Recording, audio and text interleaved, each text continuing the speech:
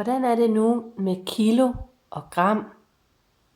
Jo, 1 kilo, det er det samme som 1000 gram. Jeg sætter lige en firkant rundt om, fordi det skal vi huske. Hvis du sammenligner med kilometer, så var 1 kilometer det samme som 1000 meter. Kilo. Der er et eller andet med det der med kilo.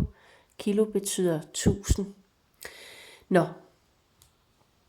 Se, 400 gram plus et eller andet, som vi ikke rigtig ved, hvad er endnu, er det samme som 1 kilo. Okay. 1 kilo, det var jo det samme som 1000 gram.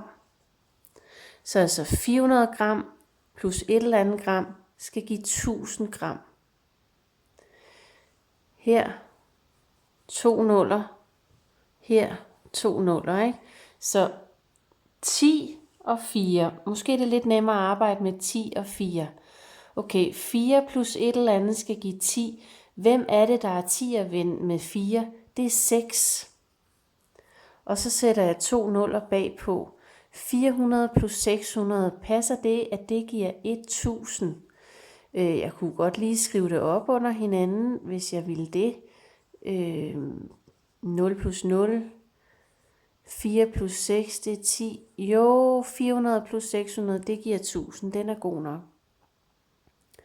Okay, nu bruger jeg det samme trick, ikke? Altså, jeg ved, 1 kilo her, det er det samme som 1000 gram. Så jeg kigger på 10 og på 1. Hvem er det, der er 10'er-ven med 1? Det er 9.